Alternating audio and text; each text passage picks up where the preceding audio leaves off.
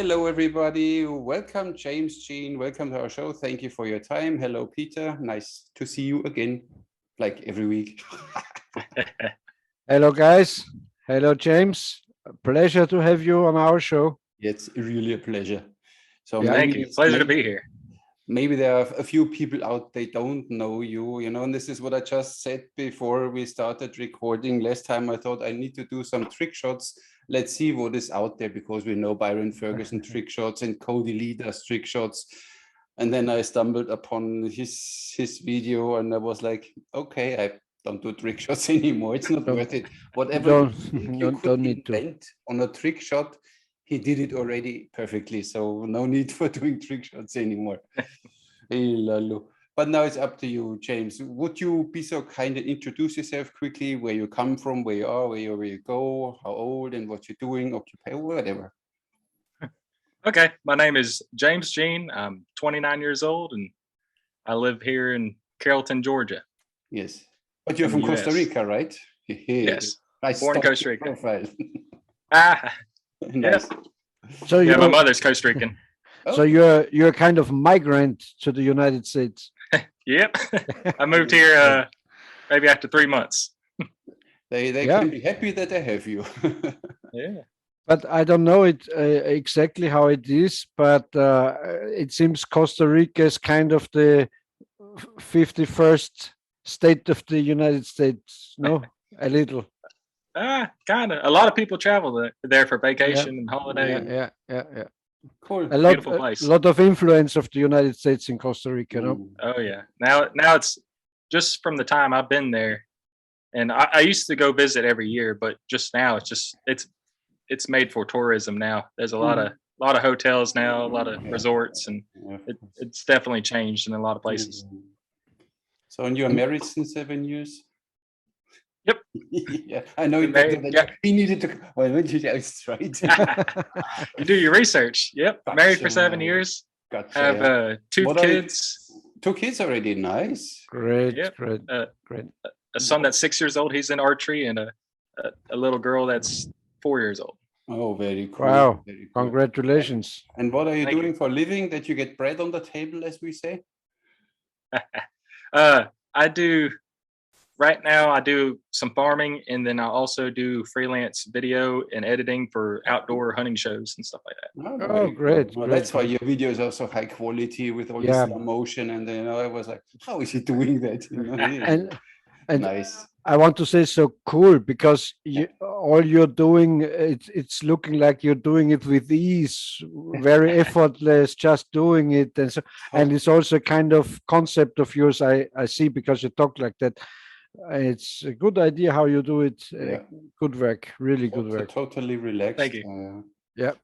So when or how did you get into archery? When did you start shooting bow and arrow? I can't remember a specific date. Maybe 4 or 5. I remember having a small youth long bow, just growing around the farm. We always had a bow, but I didn't get really serious until I was about 18, and my father bought me a new compound, and I got really into it, where I'd shooting every day, and then I was researching other archery and got a recurve. Byron Ferguson really inspired me. Watching his show on the TV inspired me to get a recurve, even though he shoots a longbow. And then from there, I was shooting every day, and it got to the point where I was tired of still targets, and started moving targets 10 years ago, and then it kind of evolved into this. Wow, very cool. But you do hunting too, bow hunting, right? Yes, I bow hunt also. Okay, cool. Is bow hunting allowed in Costa Rica too? Not anymore. It used to be. I think now it's deemed a wildlife preserve in Costa Rica. You could still fish, but no hunting there. What so it's kind all in of the States here? What kind of wild game is there in Costa Rica? I never personally hunted there. My dad hunted there a lot. That's how he met my mother, is through hunting. There's a lot of wing shooting, like doves, and that's mostly what is really good for. And then there is deer there. it looks different. It kind of looks like a deer out in Europe, like a small deer. Horns kind of go straight up, just little tiny points. Like roe deer. Roe deer. Kind of like that. Yeah, Okay, just but a really small deer. Like in Europe. Yeah, like we have. Yes, exactly. So you started kind of target archery or shooting for fun and shooting on the farm or ranch, and then you found out about Byron Ferguson and said, "Oh, that guy is cool, and I like to do some tricks like that." Yeah, he inspired me. And then there's another guy named Tim Wells, and he's a hunter, but he does really good stuff. Kind of like kind of like Howard Hill. He'll shoot birds out of the air like duck and doves and stuff like that. And he really inspired me also. And then I got into the moving targets aspects, and that kind of took. I grew up skateboarding too, so it kind of gave me another outlet of creativity there. Because you say this, it's a kind of cool style like skateboarders do their clips. You're bringing that kind of stylish thing into the archery clips. That's true. I never thought about it. And the surfers, right? Your surfer. Yeah. I try to do all the clips kind of like skateboarding. Just like that, and I'll try to edit the videos like a skateboarding video. I wouldn't have found out for myself, but when you said it now, I see it. Nice. Have you ever met Byron in person, Byron Ferguson? No, I work on the same TV show he used to work on now, and he lives in Alabama, not far from me. I know. I think it's maybe 3 hours away, but I want to meet him one day. And just contact him. He's a really nice guy. And I don't know. It's American Shooter, this television show. It's Shooting USA. Shooting USA. Okay. Yeah. That's a great show. I also love that pistol and rifle shooting, everything they do. Yeah. Really nice. Yeah, it's great watching that. Is great, and then it's just funny now. I grew up watching that, wanting to do that, and then now I'm on that show now. That's kind of dream, like a dream. Yeah. You know, you guys in the United States are so happy because we here over in Europe we don't have shows like that. If here around says a guy, "Oh, I like to shoot rifles," or so, they say, "Oh, he's a militarist, a bad guy," or so. So it's a very different approach in the United States into shooting and into unfortunately. Yes, unfortunately, and it's turning into that now, slowly. Yeah. Because of the leftists, every weapons are bad, and so it's unfortunate. Even on the internet, like they consider a bow a weapon, so they kind of suppress you sometimes. Like on Facebook, I'm not able to make any money off of the archery videos or anything like that. I was kind of stunned because you don't have a lot of clicks on your videos. You're doing such great videos, and it's not like Lars Anderson or so. It's not booming and boosting. It's very decent, no? Maybe they don't believe that he's capable of doing these things. You know? I was like, no way, but then he did a slow motion, and yes, he does. How can he? You know what, Armin? Even I don't say it, but even if he would need 10 or 20 times to make one of these shots and filming, he can do it. Still incredible. And there are lots of people around there never could do it. And so you got sponsored by Easton? You get sponsored?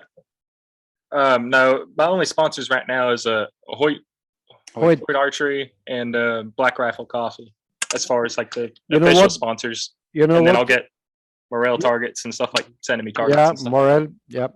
And you should, I don't know if you ever were there. You should, if it's there, because they had locked it down because of Corona, you should go to the ATA show in Indianapolis. I was 2 times. I was there with Byron Ferguson, and he knows a lot of people there, as you said, Morel Targets and Gateway Feathers. And back then I had a contract with Luminox, that glowing Yep. Nox, good stuff. Yeah. And you should go there because you do such a great job. Yeah, with Byron directly. You meet Byron, then you go to the ATA with him. He opens the doors. Yeah.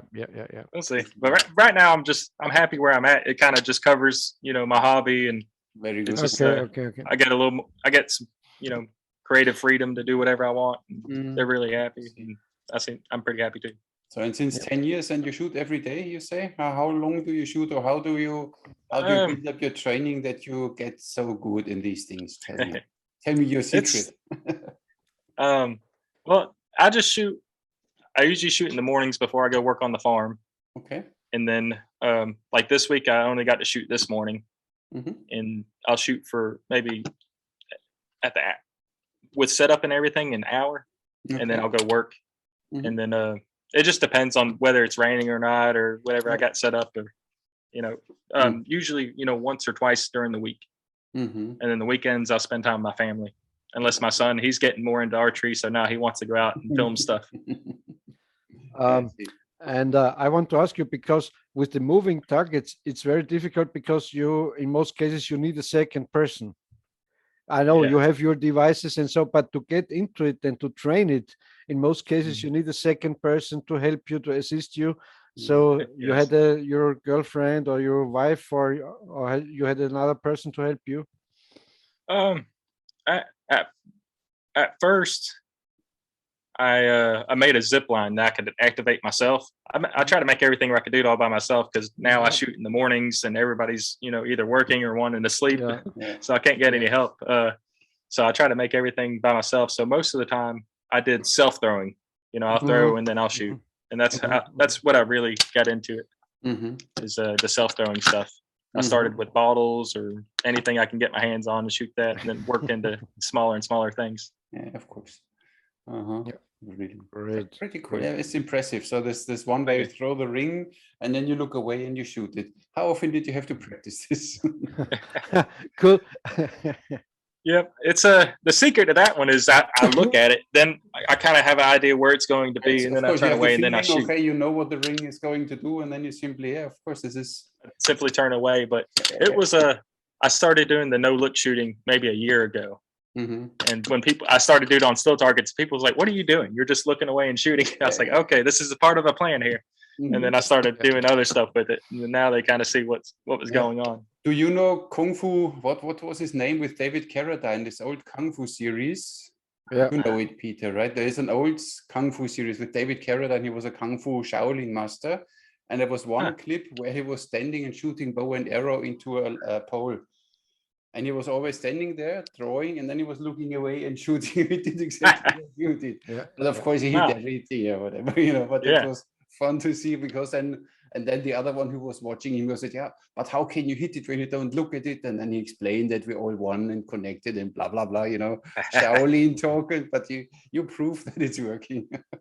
Yeah, it's very surprising. I've been working a lot at it, where I started hitting different targets and everything, and I was kind of working up to the ring shot, because the ring shot's kind of it's a lucky shot the way you throw it, getting the rotation right. The ring end, of course.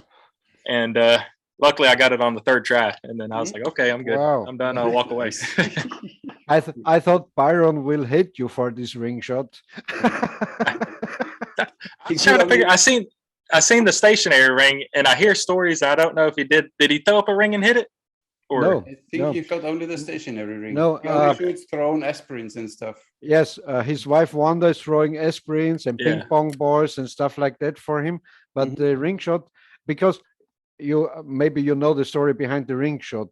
It's about a Japanese television show where he had to shoot through a diamond ring on stage, and the ring was $100,000 or $200,000 or something. Yeah, and they don't told him before. They set it up, and yeah. Yes, that's great. Yeah. So you don't practice that much anymore, huh? You shoot since 10 years and you don't need that much practice. You think about a new trick and you set it up and then, okay, 3 tries, works, okay, fine, next. Sometimes it happens like that and sometimes it don't. Usually I try to do a 20 shot. If it doesn't work in 20 shots, then I got to go either fix something on the target thrower or make some kind of tweaks and then come back another day. Interesting. It's either 20 shots or it's going to take forever. It seems like there's no in between. I see. But it's a good rule. Otherwise, you go gaga. You know, you set yourself a limit. Say, okay, 20 shots. If it doesn't work, I need to change something. It makes sense. Yeah. Go back home and look at footage or whatever. Yeah. What's the poundage of the bow you use for these things? It's 47 pounds. 47 at my draw, and it's okay. I shoot behind the back and behind the head. It seems like a heavier poundage. It's more prone to injury, kind of that way when I do it. Yeah, 47 is way. And it's and what I've seen, you're also changing hands. You're shooting left-handed and right-handed, no? Yeah, I'll have a left-handed bow and a right-handed bow. Yeah. That impressed me. That impressed me. Oh, that guy's changing the bow. That's nice. Which makes sense when you see or consider the bow as a weapon, because every weapon, even a sword, you should be always capable of dealing with the sword both-handedly. When you injure your main hand, you still need to be capable of doing something with the other hand. So that's what makes sense. And for dexterity and brain connection, makes sense to shoot right and left hand. And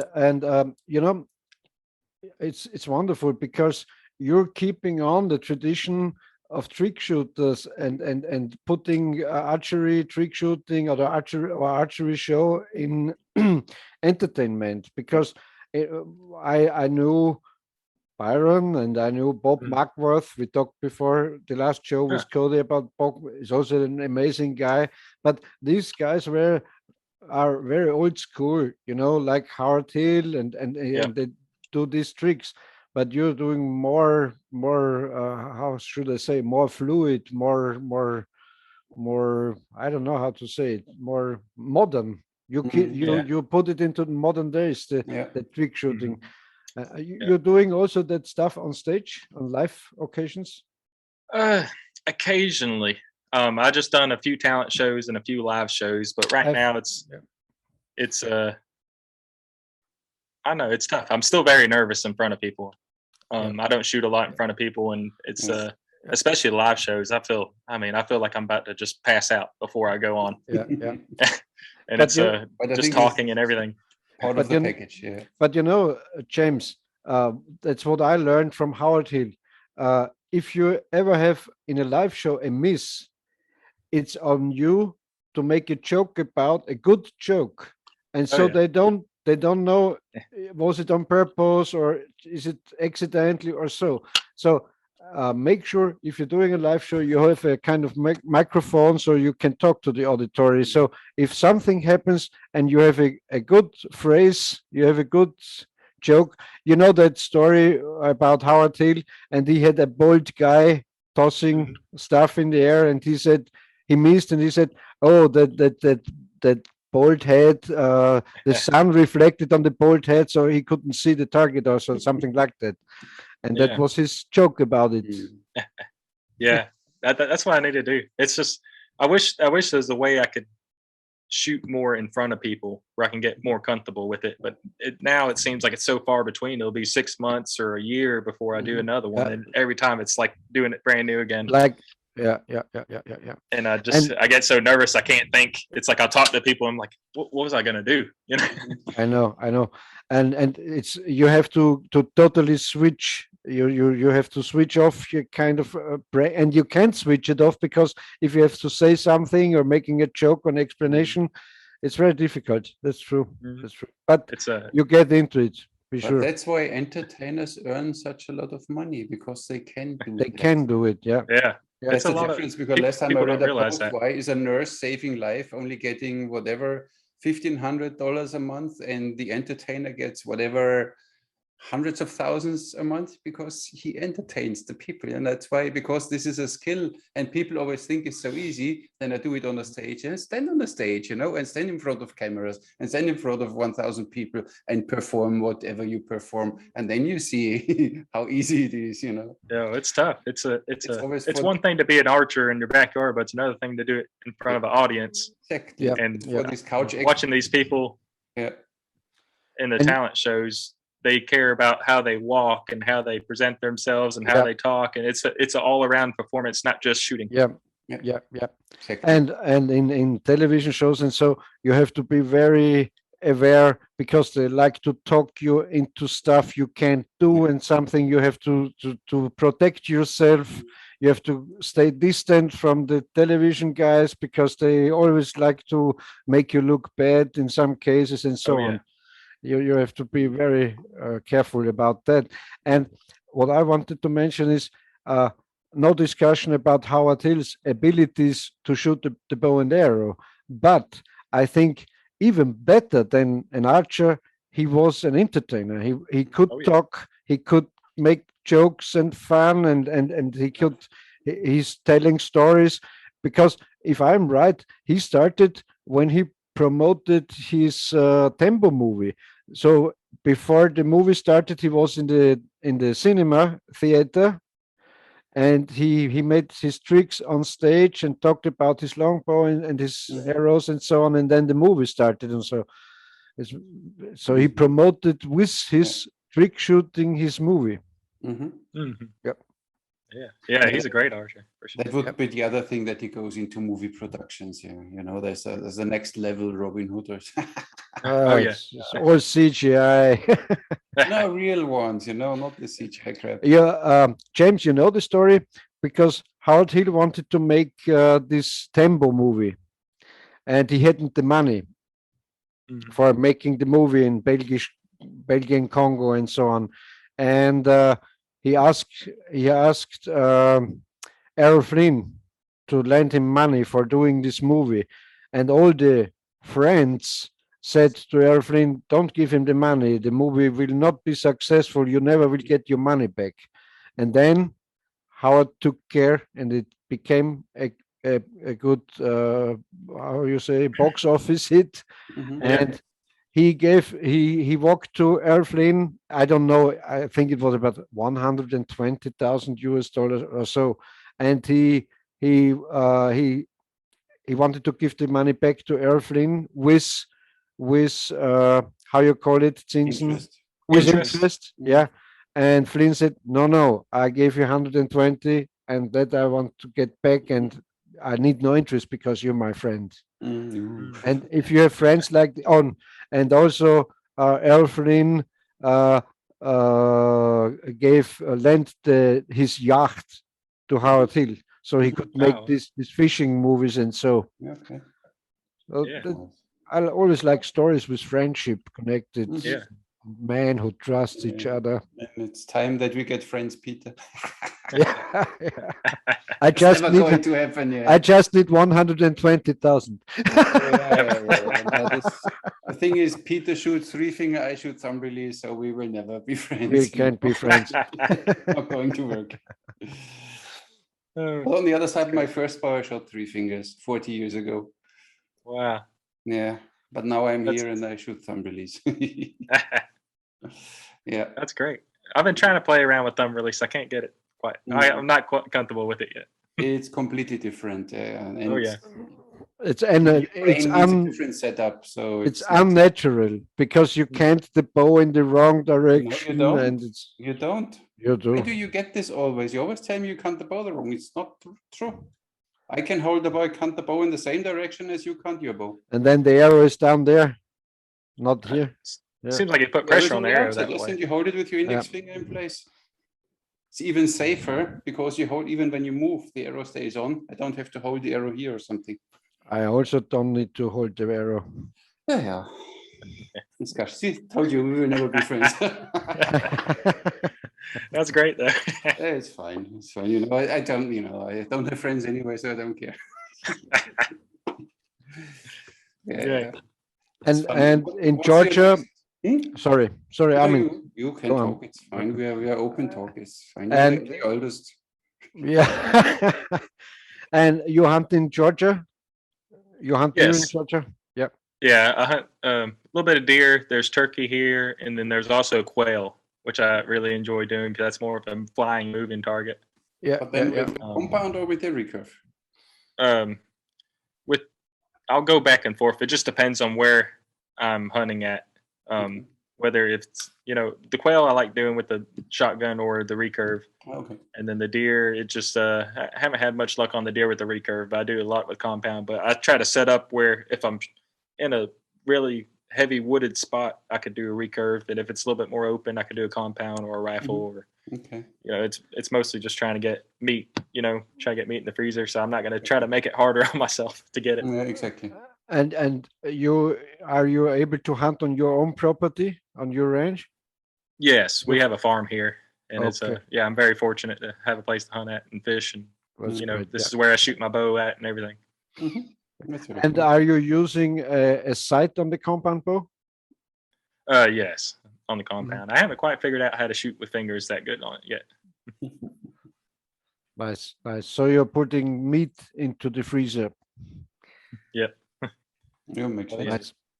And what are your making on the farm? Like corn, or what is your stuff you're doing there? It's my father's farm, and he's getting older and he's got shingles, so now I'm just kind of taking care of it. We'll do it right now. It's very hot, and we got a lot of grass to cut, a lot of hay, and we'll do horse hay as well, a lot of horse hay, and then we'll have corn and soybeans for mostly just the wildlife, and for us we'll pick some of it as well. And you have also cattle there? No cattle on the farm. Okay, just okay, agriculture. Just open pastures and agriculture and some swamp and woods and stuff like that. Do you also have? I think you also have wild boar in Georgia, no? South. South. I'm lucky. Well, no, they're just starting to see some around my area, but none here whatsoever. But I'm in a weird spot where there's not many. The pigs are south, and then the bears are up north. So I don't have any bear or pigs. Every now and then there'll be somebody will get a picture of a pig or a bear, but not often. Okay. Nice. Do you ride a horse? No. I want to. I want to try the horse archery. That seems like a lot of fun. This is what I thought. Trick archery from horseback. This would be interesting. Yeah. Yeah, I want to explore that, but no, I have the horse. Next so level. And it's a lot of work because you have to train the horse too for matching your horseback archery. There's a nice old clip around with Howard Hill on horseback. The lazy the lazy hunter, the lazy archer. I haven't seen that one. I got to look at that. Watch it out. It's in my opinion, he had that. The name of the horse was Trigger, in my opinion, and it was the horse Vivian Lee rode in Robin Hood, and then Roy Rogers bought this Hollywood trick horse, and I think that's the same horse Howard used in that movie shot. Yeah, for sure, well trained then. Yep. Name was Trigger. Yeah, but I mean, when you have a farm, you have everything. You can provide everything for a horse. So simply get a horse, train it, and yeah. Yeah, I don't know if I ever own a horse. There's a lot of trouble. If I could, I need to have a friend that has a horse. Get a big dog, then it's fine. It's a complete new chapter of work if you like to put the horse into the show or into the shooting. Yeah, it's a lot of work, a lot of time dedicated for a horse, and have something around here for it. And what's your? I really want to try. What's your next trick shot you have planned?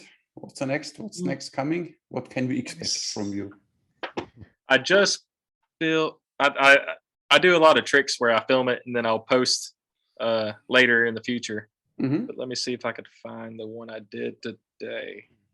I made a arrow launcher, and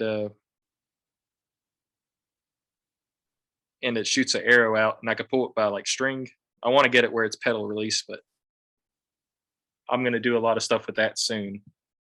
I did one shot. I didn't realize how long it took to set up. It was almost 45 minutes, so I didn't have long to shoot. Okay. So we will see it soon. Oh, now we see it first. Look, we are the first ones to see it. Wow. But You build an it's an arrow coming towards me. Okay. And then you shoot the arrow. Shoots up, shoot and split the arrow. Nice. That's the one I did this morning. But I'm gonna do some more stuff where it's, you know, going right to left, left to right, going straight up and straight down, stuff like that. Just the new stuff I could do some new tricks on. Very cool. And how many cameras do you use? Trying to figure out how many. Most of the time I use 3, and then it just depends on what I'm doing. If I want different angles or whatever. It's just the way the internet now is. I like to film. I film everything like I'm filming a YouTube video, even though I don't make that many YouTube videos. I plan on to soon. But on Facebook or Instagram or whatever, a lot of people want the vertical video too. So I got to film with phones also and all that stuff. So I'll film at least one phone, sometimes 2, and then I'll have the slow motion camera and then my DSLR. And then I'll have a little GoPro. Sometimes I'll use, and then I got a drone too. But now it looks like you can't really use a drone anymore to film without having a pilot's license over here. I got an idea, because you were into skateboarding. Instead of the horse, you could use a skateboard. Yep. I want to. I need to. I've been wanting to make some stuff for it too. It's just it could be fun right now. I need to find a good place where I could skateboard and shoot a bow and not hurt anybody.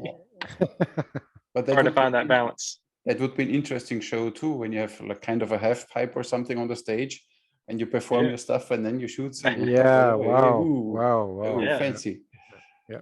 People like that, you know. Yeah. Very cool. Yeah. And nice. And when do you started this doing these tricks on camera for YouTube or Instagram or Facebook? I done my first one maybe 9 years ago for YouTube. Wow. And I think I took, and then since then I started working with the television, with a hunting show, and the guy I think I showed him that YouTube video, and he's like, "Oh, you got to do something for the show." And then I kind of stopped doing the internet stuff and went to television and started doing shots for him. And then till about 2017, I think that's when the show kind of wrapped up. I'm still doing some stuff with him now, but from 2017, I started getting back into the internet videos, and it's mostly Facebook. Like I have a Facebook page, James Dean Trickshots, and then I have like Instagram, and then that's the two biggest ones I think right now. And then I'm trying to get more into YouTube. Like I haven't quite figured out how to do it right. YouTube, right? And upload every week 2 videos. It's fine. Yep, I try to do at least 2 or 3 a week, and then sometimes I forget. It's a lot of work sometimes with the social media. I know. I mean, I'm sure you know. Of course. And did your wife or your girlfriend or your relatives, when you started doing this, made they fun of you, or did they recognize you're doing it seriously and it would be a thing who leads into a future job or so? Now they're starting to realize it. Earlier they just thought it was normal. They never really paid attention to archery. I was like, "What are you doing?" And then people started coming up to them and talking about it and all that stuff, and then they started kind of putting things together. So they don't took it seriously before other people told them, "Oh, that's fun what you're."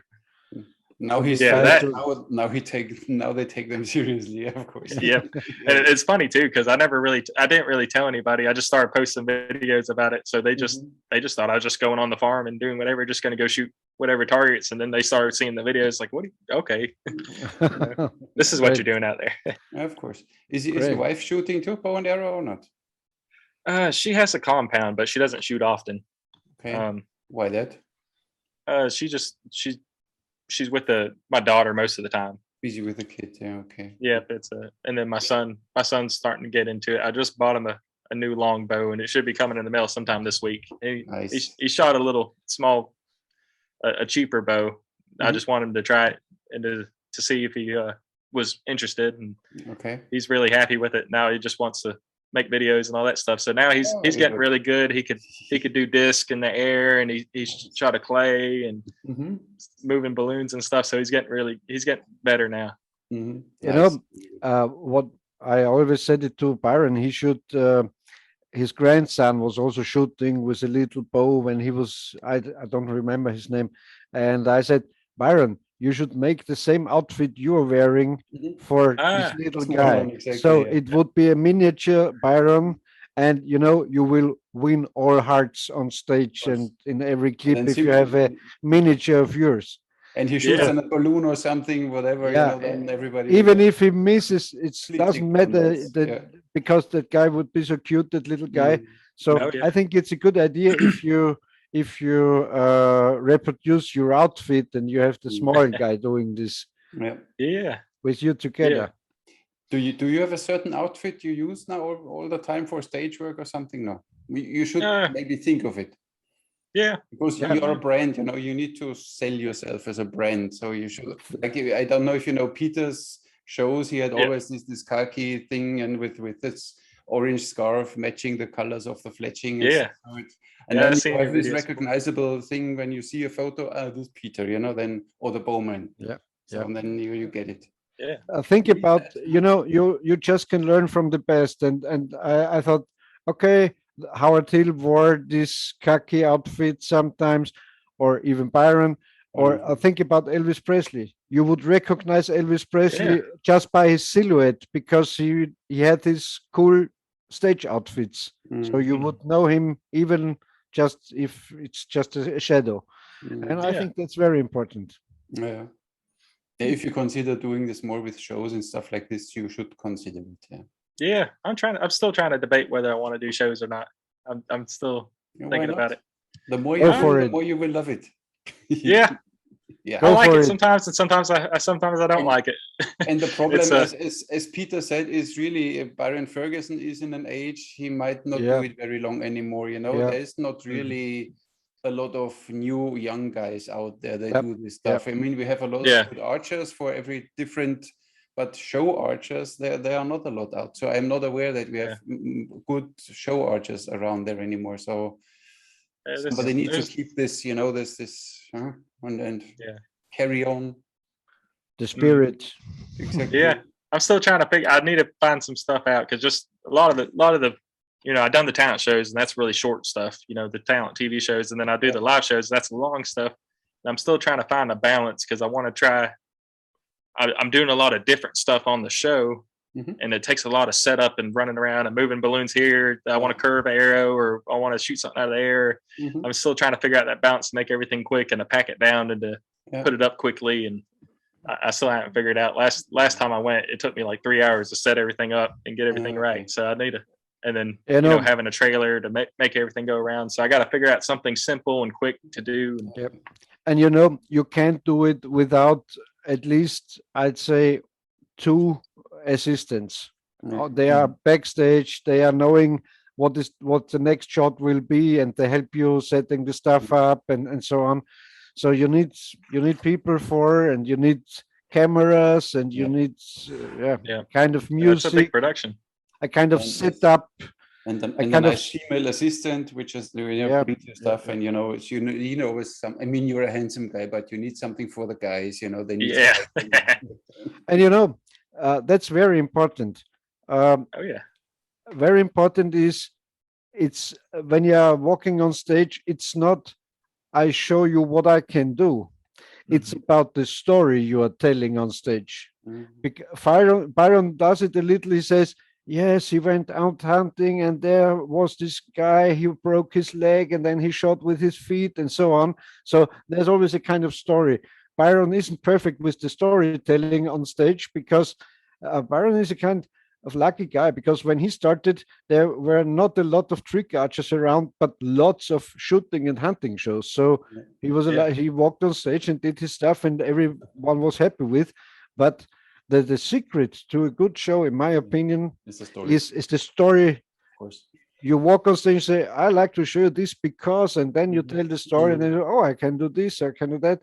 and so it's and you can do it with ease and it makes even your setup easier. I think once you have a Yeah. storyline and then you Yeah, can yeah. develop a setup around it, and then it's maybe easier Yeah. because then it's always repetitive for Yeah. a while, at least Yeah. for a season. Yeah. You Yeah. do always the same Yeah. show, maybe with a different highlight at the end or something, but I think it could work very well. It's a bad example, but I like to say it. Imagine you're making a kind of Native American setup. You're putting this all into a kind of Wild West, or I don't know, just Yeah. just for talking. Mhm. And then you have a drum music. You have your assistant with an Indian, with a Native American fine. outfit or so. It's just an idea, but it works with every kind of Yeah. or Robin Hood out setup or so. So Yeah. Yeah. it's part of the story, and you need the perfect music for this setup, and that could be nice. Mhm. Yeah. Of course. Work on Yeah. it. You can do it. Of course. Yeah. you I've been can do I'm it. thinking about it. That's And now he there's a likes lot of the stuff idea to. more. Now he wants to do it. Yeah. You Yeah, even that's great. can Like do. You really should do think it. think about that story, because now we have this pandemic and we have zombie apocalypse and so on. Even if you would make a kind of the day after show, there are no firearms more around. We don't have anything to eat, so we have to use bow and arrow to survive. And then you do some shots. You can make a very trashy setup, Mhm. Yeah. like in the zombie movies or so. Everything is possible. Oh yeah. Yeah. That's a. Now you sparkled his creativity. You can see. Yeah. There's a lot of stuff to think You about. want to stop talking now and work on your show. Yeah. There's a lot of things to consider. Yeah. It's a. Yeah. I want to get into it. Hopefully, if I can have some more time to do it, like get ready. Like hopefully in the future I'll have more time to get down and Simply really dial in. take half an hour every day or 1 hour every day where you're not distracted by anything. Sit down and write down your ideas and whatever you have regarding this show. And then you will see in 2 months down the road, you have it already. When you now think, oh, I need to have time for it. I need to have time. You will never have time for it. So, but every day, 30 minutes, right? But nothing else, phone away, and now 30 minutes for the show. Yeah. And you will see. That, and I want to take some public speaking classes and stuff like that, get better talking. That was the biggest part with me, talking. I was like, I knew I had the weakness of talking in front of people, so I just did mostly shooting the last time I did. That's fine. And then get a pretty assistant and she does the talking. Yeah. You just have to step over one kind of, I don't know, limit, border. You should not think about what are they thinking in the auditory. You're making your stuff, you're making your plan, your show, and fuck the auditory. You have to do it, and that's the thing. But as you said, if you just do it half a year, 6 months, and so on, you get out and you get in, and so that's difficult. Lack of routine. Yeah, it's tough right now, especially with the pandemic. They're closing a lot of the live events and stuff like that. Yeah. And I also want to say this. I learned, maybe if you watched our shows, I mentioned it before. I learned a lot from stage magicians because they understand the core of an act, of a trick. So you have to surprise the auditory, the viewers, because if you throw a tennis ball in the air and shoot it, yes, he shoots a tennis ball, no problem. There we are back at the story. And if you can make a joke, if there is another, as I did with the balloons, if there's another balloon in the balloon, you did it also. There's a kind of surprise. There's a kind of joke inside, a little joke. And you always need kind of surprise in the joke in every shot, in every act. And that's the most important thing, because the auditory went to the show and thinks, okay, that guy is a good shot, of course. If he wouldn't be on stage. He wouldn't be in the show. So that's not the surprise that you can hit the ping pong ball. The surprise is if you put the kind of point, a kind of joke, a kind of surprise. You throw a inside tennis that ball trick. in the air, and you a hit banana comes down. You know, like Yeah, this. like we talked before. Yeah, you Yeah. throw the tennis ball and the banana first down, and you shoot the banana. Exactly. Then Then you say, people oh, like, "Ooh, what happened? Yeah, exactly. Yeah. Yeah. That That's a are lot to that get at. kind of simple tricks, you know, Yeah. because Mhm.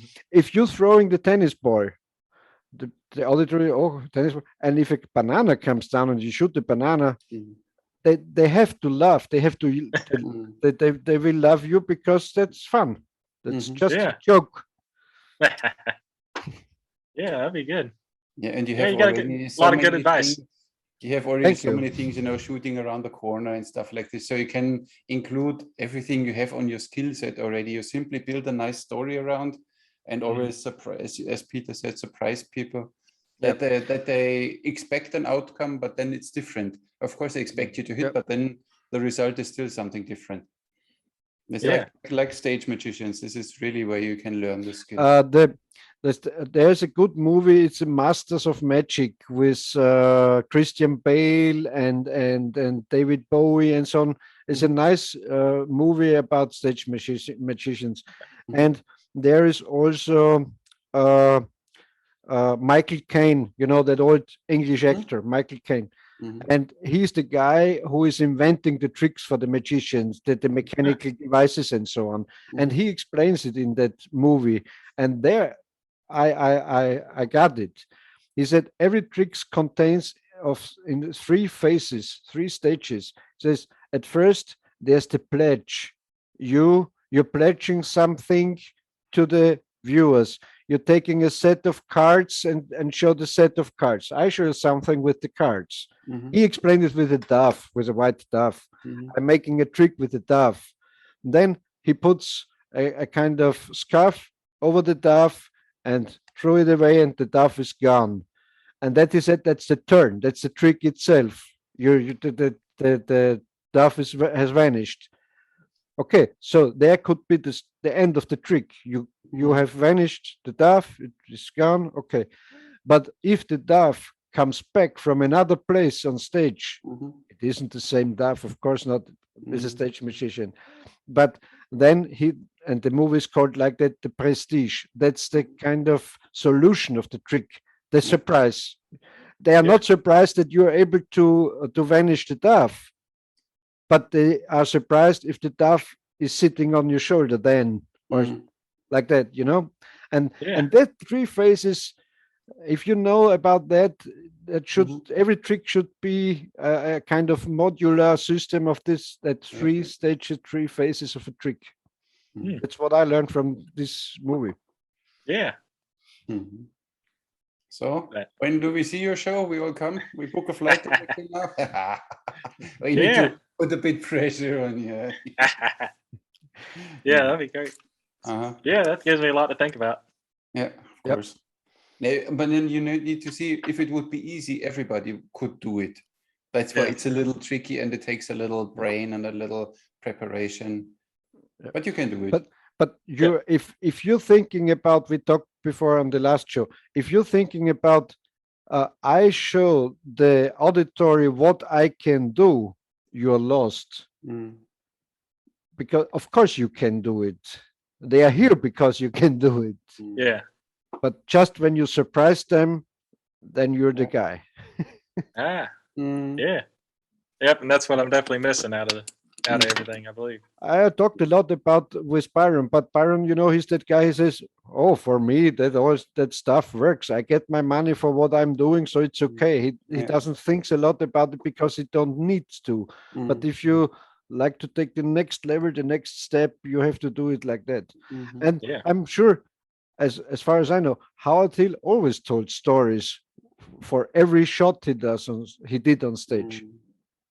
Yeah, that's great. That's what I need to do. I think that would work out better for me, because every time, basically when I was doing live shows, I was losing money because I spent so much time beforehand practicing I'd practice 40 shots for one show when I could just go back and do 10 or 15. I could just really focus on them shots and be, better, and then just concentrate more on the story and Yeah, the yeah, yeah. overall On performance. the outfit, on the setup, and everything. Yeah. On the assistant and so on. Yeah. Yeah.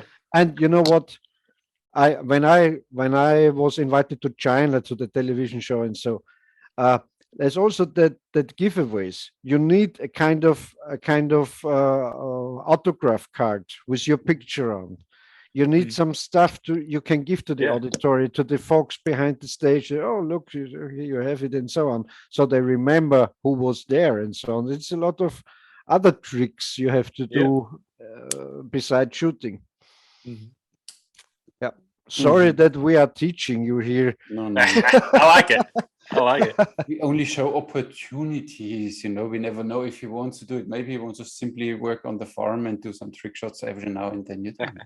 Yeah, That's great too. never know. But I'm happy where I'm at now, but it's always nice to have an option to get into it. Like, I mean, I always think about the live shows, and hopefully, if there's more, I mean, right now I get a few offers here and there, but if there's more, once I get to the point where I'm getting more and more offers, then I'll get more serious into it. Where I can make something out of it. Because right now it's like I get And you know, but offers even- and they tell me the but money, and then imagine it's if not. you have now a storyline, as we said now, and you have a story, Yeah. and you can sell this story, then even way more people want to book you, because it's not okay. We book an amazing archer, and we don't know what to expect when you tell them, okay, this is the day after, only zombies, no firearms anymore. How will it be? I will show you, and then sparks interest of people, and then they book you more, I guess. So. Mhm. It needs And a you bit know- of preparation, but then it will work. Don't worry. Yeah. I saw the town you're living, the how is it? Carrollton Carrollton. is a small town, 25,000 people there. If you have a town hall there, and you have to watch or to look at if you could do a show there on stage, like a rehearsal for other stuff, there would be. And think about that story. Think about that. You're going on stage, walking on stage, and say, I was in that television show and that US shooter show, and I was there in the talent show, and you have, for every show you've been on television, you show them one shot out of this show, and you have the story for the shot, and you can tell them in your hometown what you have done, and so on. Not bragging, but telling and making jokes.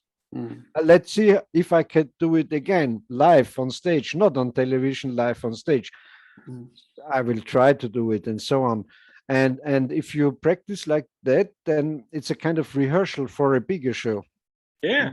Because there you have people around, they like you because you're from that town, and they know you maybe from television or somewhere, and so you can check it out, what works and what will not work. Yeah, that's a great idea. Yeah, I didn't even thought about that until now. They do have an amphitheater in the town. yeah. And even if they don't pay you, if you're making that on your own effort, you're making the invitations and you're making a kind of promotion and so on. But if you have the opportunity to do that in that amphitheater, That's experience. Yeah. And then you're not far from home. It's not so difficult and so on. I would try this. Yeah, that's a great idea. I like that. I never even thought about that.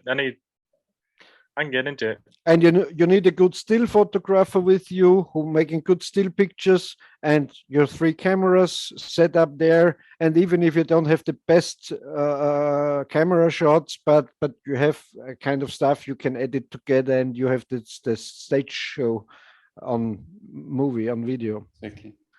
Yeah. How long are usually your shows that you did? Do you still do them? Because of Corona, there's absolutely nothing. And in Germany and in Austria, there are not a lot of hunting and shooting shows. So you have to be happy if you get invited to a fair, a kind of weapon show or so, and you can do it. You don't need to make it longer than 30 minutes. Mm-hmm. Okay. And if you make 30 minutes, if you make 12 to 20 shots and you have a good story in between and surprise the auditory, you have won. Yeah, that's great.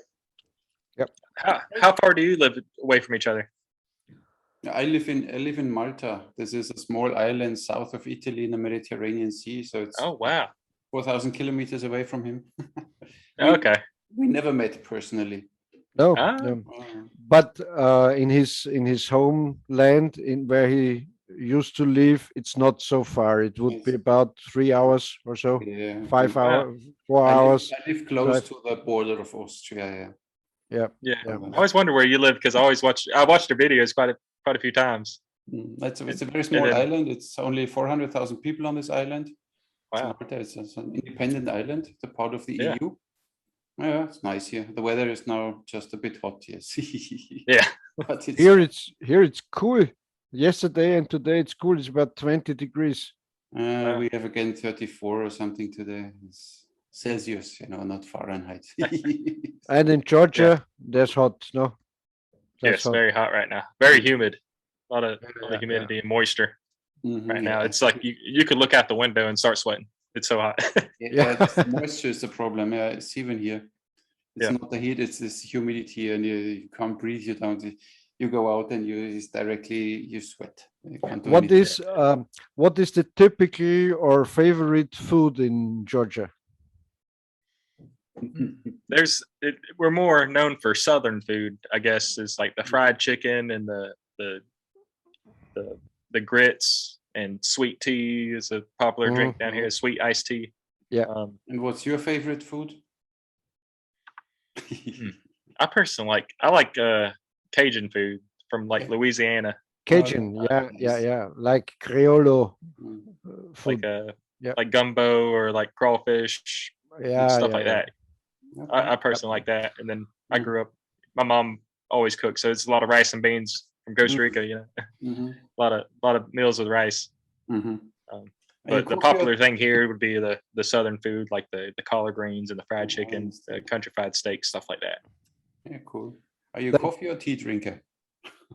Or both? Both. I think both. Yeah, coffee in the morning, tea during the day. Oh, very good. It's very But interesting but sweet tea. Yeah. what you're saying about the Cajun food, because there is a kind of French influence and gypsy influence, and so it's all connected. It's a wonderful food. Yeah. Oh, I yeah. like it too. Great. Mhm. Nice. So Good. we've prepared for one other thing we always have in the show, and it's your favorite knife for the knife of the week. Mhm. Have you there we prepared go. one? Yeah. Oh, look at you. This is not my this is one of my favorites, Yeah. but this is my father's friend. He passed away a while ago, but he's a knife maker, and Mhm. his name was Johnny Bowie, Ooh. and he's a Oh. 7th generation from Jim Bowie on his brother's Oh, side, really? and Wow. was a knife maker and made the original Bowie knife. He still makes knives now, but Wow. it's kind of cool, and is one of my dad's childhood friends, and he was friends up until the day he died. But he made us, most of his knives are in a glass case over here, Mhm. but he makes a lot of nice custom knives when he's around. Show Can you it show it a again. little higher again? We don't because see it. The Yeah, camera didn't sorry. pick it up. Nice. Oh, You can see. nice. Look at Not it. too big. A nice knife. No. Yeah. Yeah, no, he's got big ones. This is the only one I see outside of the case right now. Okay. And Looks you good. use it, or it's only for the case, so it's not for daily use or something. No, it's just I just have it hanging up. It's not for daily use. You have a daily EDC carry knife, something? A lot of times lately, I've just been carrying around like a utility knife. I don't have it on me, like a box cutter. I mean, Okay. I usually use that a lot more than anything. Mhm. That's the Mhm. problem. The hunting knives and stuff. I personally like fillet knives. Mhm. Filet. Right. Yeah, Mhm. whenever I'm using for hunting or whenever I'm cleaning a deer or fish or whatever. Yep. My go-to is usually the fillet knife. Mhm. Yep. Okay. Because you said that's a kind of fillet knife, I think. Mhm. It's a Finnish knife, Oh, okay. Yeah, it's kind of like that. It's kind of long, more Mhm. pointy, but yeah. yeah, And they that's a have beautiful knife as well. classically styled that birchwood grip Mhm. with the Finnish knives. It's a Yeah. nice one, very sharp, very sharp. Yeah. Mhm. And because later not later, before on the show, we talked about that stuff here in the Yes. button of the sheath. And here you can see it. If you wear this knife not on this loop, but under a belt, this will hold The sheath in place. you know? Okay. So you can draw it out if you just put it under your belt. And I'm quite sure that's the function of this. Yeah, has to have a function, otherwise I wouldn't make it there. Makes sense. That's great. Nice knife. Where did you get this one from? I got this one from a friend of mine. I think one of my birthdays, because I'm an old guy. I get a lot of knives, and this is J. Martini from Finland. And these are available in every size. You know, big knives, small knives, and that is kind of mid-size knife. No, just nice. Very handy. Yeah. Cuts the cheese, cuts the bread, and you can go hunting. Yeah, sometimes, I'm opening my knife drawer with the knives inside, and say, okay, now today I'm do cooking with this knife. I'm cutting onions and meat and so on. Then I put like it a back. Man, Yeah, of course. Like it. Who takes a kitchen knife for doing kitchen stuff? Yeah. Because it's real, I don't know, a kind of sensual experience. If you have a really nice sharp knife and cutting onions or meat, it's a different experience, in my opinion. Of course, a knife needs to be sharp, of course. Yep. Mine today is a small one from SOG. This was one of my long time all-day carries. This has like a tanto blade, and then it has the blade and a bit of serration there. And it's a nice flippy, and you have the lock here, so you can, and so it's not a liner lock, it has this button lock, but it's nice, and you can even open it without, like this, it's really one hand workable. It's small, has here a finger grip, so you don't slide, has here a pinching, how do you call it, this lines there? That I you don't know. A serration, not to slip onto the... Nice. I got it from one of my Facebook friends, and I forgot his name. I was looking for the email or for the message today, and I don't know his name anymore. He had a big one and a small one. He said, "Oh, you always have knives. I send you one." And he simply from America, he sent me this one. So looks good. I had to say it. It's a bit blunt. I need to sharpen it again, but it's in my box. We don't see it that it's blunt. Exactly, but I tell you because I'm an honest person, Yeah, that's the one for today. SOG. It's the mini X-ray something. Quite impressive, and you see the quality of SOG. There is no wiggle, no play, nothing. So it's simply quality knives, and lightweight, still lightweight. So I like. Very everyday knife. I don't know where my box is now with knives. But I don't know. I'm not the biggest fan of these tanto shaped blades for using. It's kind of more for stepping through armory, or I don't know. For every day, you don't need a tanto blade, no? In my opinion. When you open boxes, it's still fine. Yeah. But still there, I like, this is not my favorite blade design. Yes, I like more like this the finished blade. So they this nice and round. They're easier to manage. You can do more things. This one limits me a bit in. Once I had a SOG like that combat folder, like a dagger. It was also a very nice knife. Yeah, I gave it away some years ago. Yeah, this is great. They never last forever. They sometimes come and then they sometimes go again. Yeah. That's life. And James, you're collecting this Bowie knives, kind of. It's more of my me and my father and my brother, we all have some of his knives, but we just we keep them all here. We got like it's hard to complete. I'm trying to figure out how to show it. It's right there, but I don't know if I can move it. Right there. No, you need to show us. Come on. Yes. Computer, break the house down. Something. Do something. Let me see. My laptop battery's not the greatest, so I gotta see. Come on, it works.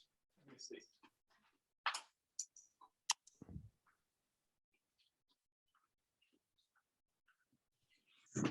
Now he left us. Yeah. I'm right here. No, it's okay. I'm just complaining for no reason. I see a lot of nice trophy mounts here in the background. Yeah. My father was a big fan. First off, these are actually arrowheads we found on the property. Look at this, and we have to look in his face all the time. Look at Wow. this. You found we got them? a bar. You found them on your property? Yeah, me and my father. Me and my father mostly. Wow. And then a guy came and dated all of them. Wow. And these are just the nice ones. We had buckets and buckets full. Wow. Really? Yeah. So, and why are they lost? Were there because of the hunting? Because of Dan's hunting back then there, or? We got two different Indian mounds we know of so far, and I forgot. I need to look at all the dates, but there's several different tribes came and lived on the property, and a lot of times when we plow up the fields for corn, and it rains, you could see these things flashing in the ground, and you could go find these. Wow. And now you made your sponsor happy. Now we saw your white shirt. It's fine. Yeah. And a nice antelope. And then there's kind of a knife. Yes. Wow. Looks good.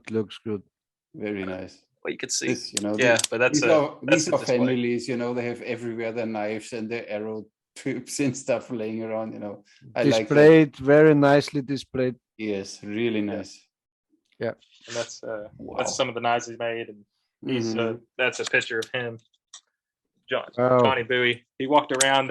He got kicked out of elementary school, and he never went back to school because he wouldn't wear shoes. Always barefoot. Wow. Kind of crazy guy too, no? Yeah. Thank you for the show, for showing us your stuff. Thank you. Yeah, thank you. Looks really nice. Yeah. So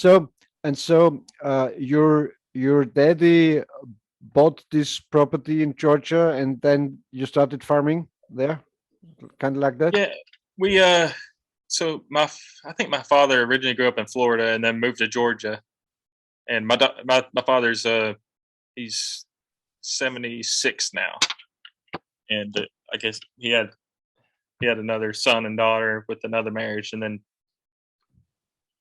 got divorced, and then met his current wife, which is my mom, back in the day. Hold on, I just dropped my charging cord. Fine. And so, and the nice thing we grew up. Can use it right and left hand. Yeah. As the release button on both sides. This is what I like. Oh, that's nice. So I grew up maybe an hour away in like a more populated town, and small, like barely a yard or anything. And then 99 we came out to the farm and then built the house. I mean, he built the house and everything. Nice. And we slowly transitioned it to what we like. Looks like a really nice place. Yeah. Thank you. And you grow your own food, so you have not only corn or crops, so you have. We grow a little bit, but it's mostly for the wildlife, for the deer. Like we grow. It's amazing now what it turned into, because now, I mean, we used to not see anything, and then now we can go in the afternoons here. We can see 30 deer just grazing while we're having coffee or whatever. Nice. And turkeys every morning, and just all kinds of wildlife. And that's I'm a big fan of the United States, and I always talk to Armin too. That's a place where you can do it, where you can live like that. Yes, you sit on your porch. I think you're not a lot. Oh, there's a turkey! Boom. Well, I mean, we don't shoot them all the time. It's just nice to look at. We may simply that they are there, of course. Yeah, we maybe take. I've been doing a lot lately because I've been eating more, but I might take 3 or 4 deer out of the year. Yeah, but you only take what you need and what you bring in the freezer and what you use. So of course you don't hunt. But it's just nice to be able to see them. Even now, they're so friendly. I mean, they're during summer they change attitudes, and I could be cutting grass and there'll be some in the background in the distance, and then we seen a bald eagle yesterday, a big bald eagle come by. And nice. Wow. Yeah, it's really nice to see the wildlife here. Yeah. So how far are you from the next farm or next neighbor? Now maybe where the house is one maybe 600 yards meters not too far away. Not too far. It used to not. They used to be a farm over there, and then they sold it, and then now there's a person that lives right on the fence, just about. And he's a big horse person, but we don't get along too good. But it's can happen. That's that's the closest neighbor, and then the rest are really far, a few miles or whatever. Cool. Nice. But we're right on the edge of more populated to less populated people. I guess we're right on the edge of farmland, and I guess what you call subdivisions, houses are real close together, and then it's slowly coming towards us. But cool. It's nice little place here. And where's your family right now? I'm in the basement, but I live 20 minutes away. Okay. But I was just working on the farm. Well, I was shooting, and then I went to go work, and then I came here to talk. Yeah, that's nice. Yeah. Oh, cool. So it's looks like a nice basement. Yeah. Oh yeah, it's my dad. My dad built it. It's his trophy room. Some of his trophies here. Lovely. For sure, there's a big fridge around the corner full with beer. Yeah, we got one right here under the bar and all the liquor and stuff. Yeah, he built it. He's a big hunter, and he's traveled a lot of places, and that's what got me into hunting as well. And he's been to Africa, I think 23 times. I spent 6 months in Zimbabwe as well, just filming and stuff like that. And then also I film all the hunt shows, so I travel a lot filming them too. Okay. And is your dad is bow hunter and rifle hunter, or he had a problem with his shoulder back when he's 15, and he's never been able to pull back a bow. He shoots a crossbow every now and then, but he never shot a bow, but he always got them for me when I was younger. Now he needs to show off his cat. Yeah, show us Millie. Yes, of course, in every show. She doesn't like to be on the camera. Train her a bit better. Yeah. And where's the Chinese head for her?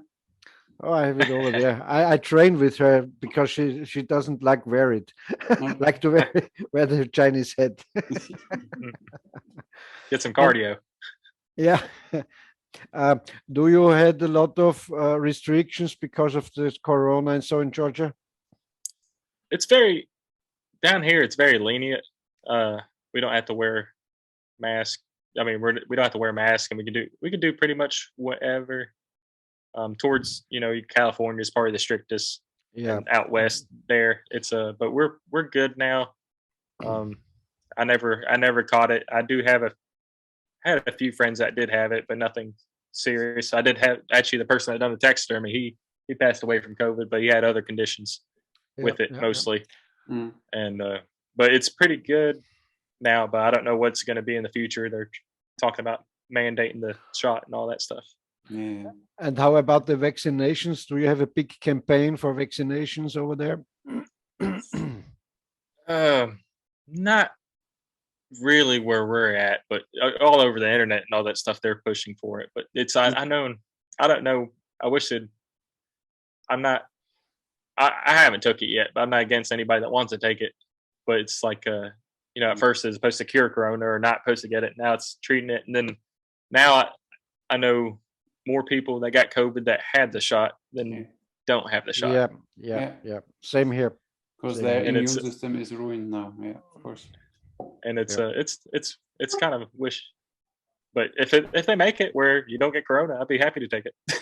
Yeah.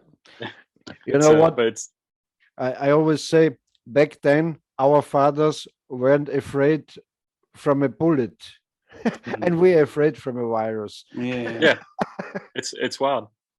Yeah, but it's simply, this is mainstream media made. I was yesterday invited to a barbecue, and then we had a nice talk and blah, blah, blah, and fun. And then, of course, the topic came to COVID, and then they are all vaccinated, and I'm the only one not. Oh. And then, where did you want to go? I said, I want to go to Austria, but I can't come back because Malta has a restriction. You can't come to Malta if you are not vaccinated, or you need to go 2 weeks in a quarantine hotel and pay 1,400 euros for it. And then, when I said, because I'm not vaccinated, there was 5 seconds of silence, and they didn't know how to deal with it. And then, okay, blah, blah, blah, blah, blah, like, I'm an outlaw now. I feel like really like, a pagan. It's wild. But you could still, even when you're vaccinated, you could still spread the virus. Yeah, of course. Yeah, I don't know what's yeah. the deal. Doesn't change anything. Yeah. But Yeah. this is people refuse to acknowledge this, Yeah. because I Yeah. don't know how this, Yeah. how mainstream media made this happen in their brains that they don't see this. And if the vaccination is that nice, that good, I shouldn't be afraid of unvaccinated people because I'm vaccinated. No, what's the Yeah. problem? Vaccination But works. You it's don't have to very be afraid of unvaccinated people. Yeah. absurd. Absurd. Yeah. But a year ago, I was doing a TV show, and it was a talent TV show, and everybody's from California, and they couldn't film anywhere except Georgia. And they came to Georgia. I was 2 hours away from here. I had to go down there. Well, I had to take a test, and after 2 weeks, I can go down there. We tested every other day, for a month. We had to stay there in quarantine for a hotel for a week, then start filming and wear face masks and face shields and all that stuff, and not separate from each other. It is too much, way too much. Yeah. Crazy. And that's why I haven't been doing talent shows since. And they're filming right now. I just drove by there the other day, and it's the same thing. Yeah. They're still doing it, but they're from California, and they have it's evil over there. Yeah. And there, because of the television production, and there one thing leads to the next, because the insurance company wouldn't accept making this filming without the face shields and so on. It's a kind of wants to take responsibility for chain it. reaction. Yep. Yeah. But then when you see all these irregularities which goes on, that you still can get it even if you're vaccinated and whatever, blah, then you see that it's not about COVID, not about the virus. It's about something bigger behind. I mean, every normal thinking person right now, when can you do a little math? You should see that, but people, I don't know. Yep. It's amazing. I only made a post 2 days ago that they had to keep the state of emergency of the pandemic. They need to keep the state of pandemic, none regards of which numbers, because if they would declare the pandemic over, the vaccines only have an emergency approval only because of the pandemic. So if they would declare no pandemic is over, you could not use these vaccines anymore. So of course you have to keep the pandemic alive. At every cost. And then there was directly someone answering, oh, what a bummer. I wanted to become your student, but with this mindset, I don't want. And then discussion started down there. It was like, holy crap. And there's another a kind of devilish effect with this, because they are nice people. They went for vaccinations, and then they meet another guy, and he says, oh, that vaccination, I don't know, is it sure, is it true, is it so? And so it's like if you want to scratch on their religion or on their belief system, if you say, are you sure? They have to say, you're stupid, you are a corona, I don't know what. You're an anti-vaxxer, whatever. They have teams now. And they really managed to separate. And they politicized it.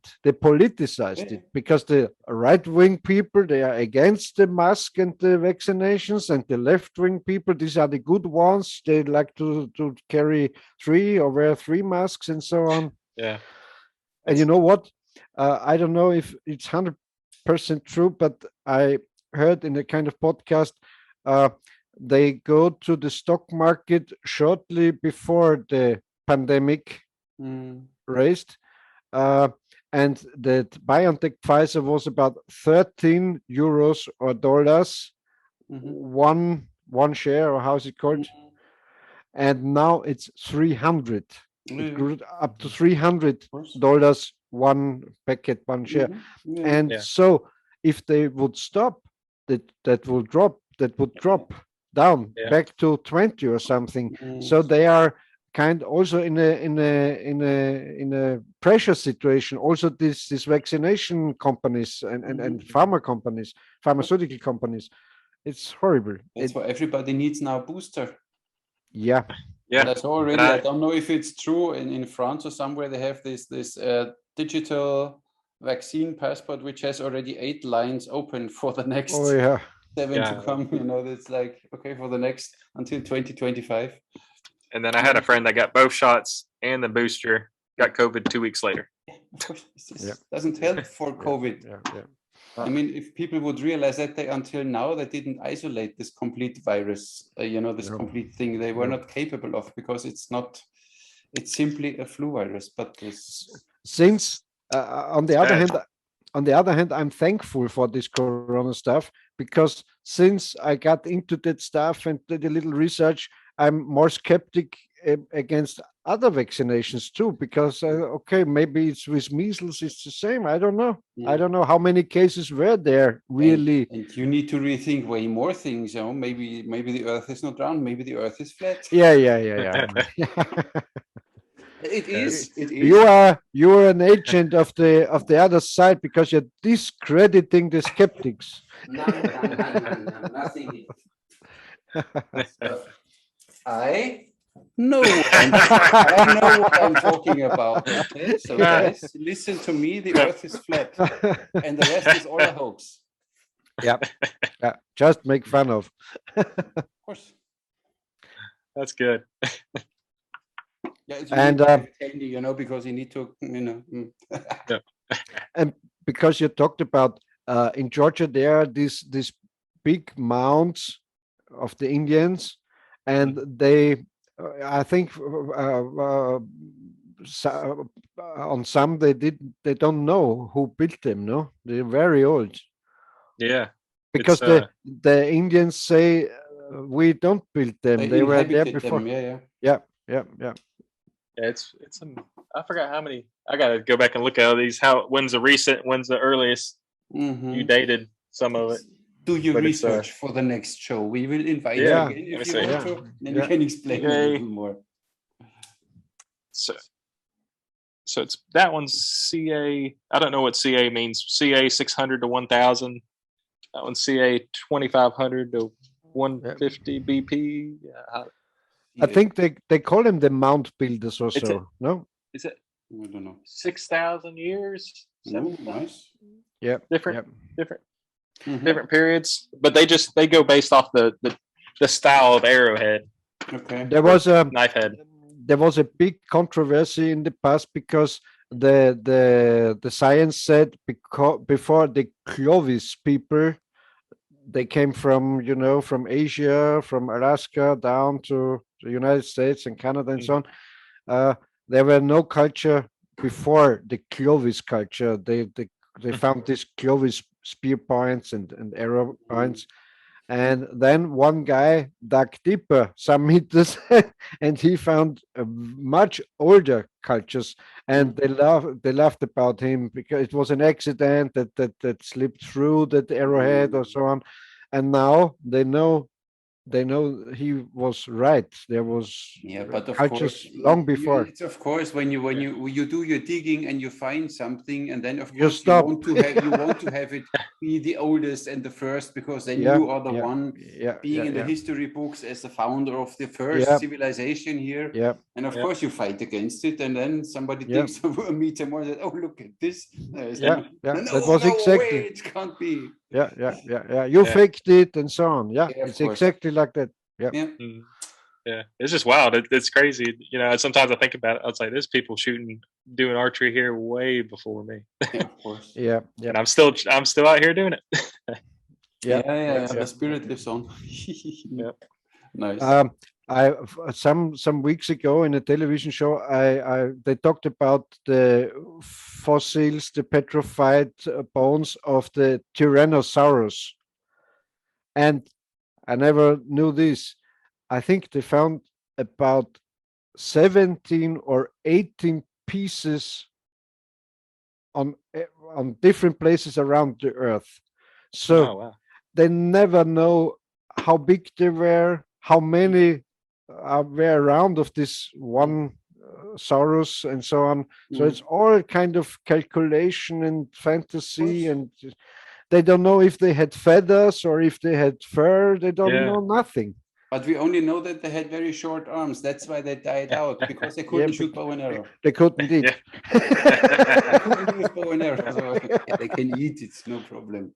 Yeah, I don't know what to do. I remember seeing dinosaurs, and then I went to a dinosaur. I took my son to a dinosaur exhibit. And they're showing some with feathers and stuff. I was like, I'm used to seeing the ones that look like reptiles. Yeah. And you know, that's not a You should think conspiracy. about this like this. That's not a conspiracy. These big dinosaur skeletons, that's petrified in the museums and so, they're all made in China. It's true.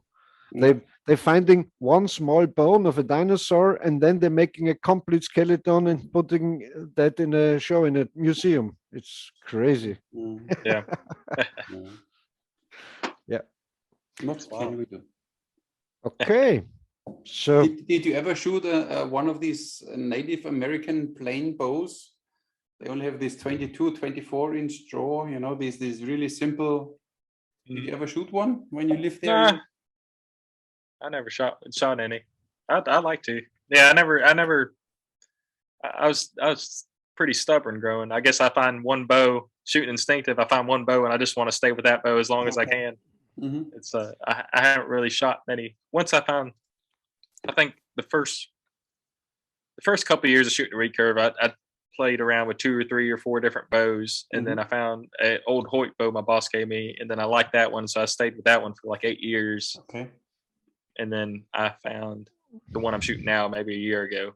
But it seems like if I stick with one bow, I get really, really used to it and know that timing and that speed, and it really comes together. And then now I think that when I switched to this bow, it took maybe 3 or 4 months to get really, really used to it. Oh yeah. What's your draw length? It's 30. It's about 30. Really? Are you a tall guy? How tall are you? 6'1", 6'2", somewhere around. Oh, you're a tall guy. Which arrows do you shoot usually? I shoot. I got a few different ones, but I usually shoot like these gold tips warriors arrows, and then I'll either shoot 3 fletch, or I'll use the flu spiral flu feathers, depending on how much I want to walk. And of course for the trick shots you use flu, of course. Yeah. So it just depends. Lately I've been using normal arrows just because I want to. It seems that the flu I could still get it done, but it takes a little bit longer just getting used to that drop. And then some of them just fly a little different than others, where it's the regular arrows have a really consistent flight. And they're slower. They are slower. The flu are way slower, and then sometimes they don't quite group as well as the regular arrows. And the flu are good when stuff's up close, but out far, you could really tell a difference. Yep. I saw old pictures, and I don't know, maybe also movies.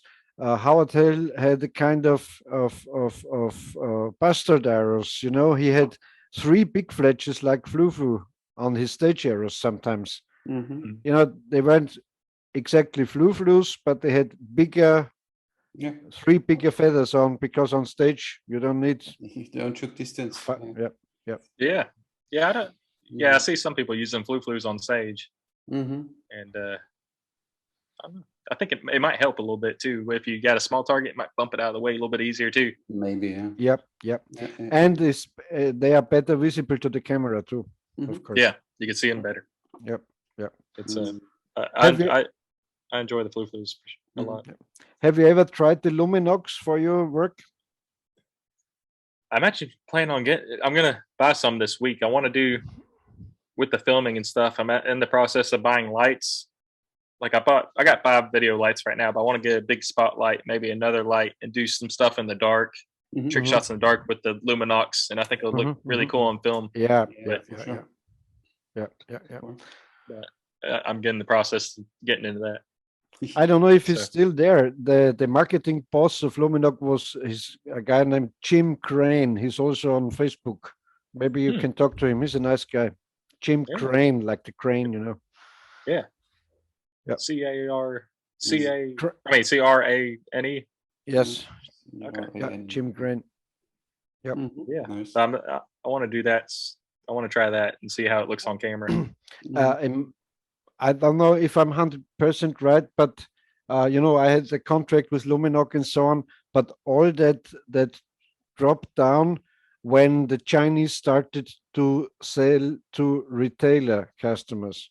You know, because back then Luminox had to order, I don't know, 5,000 of these Knocks, and shortly after, I think 3 years after or so, they started with Alibaba, AliExpress, and you, as the retail customer, can order 3 or 5 or so Knocks, and so they hadn't left enough money to sponsor the guys. Yeah, it's tough with the archery industry. I mean, with the outdoor industry in general, it's very everything. It's down.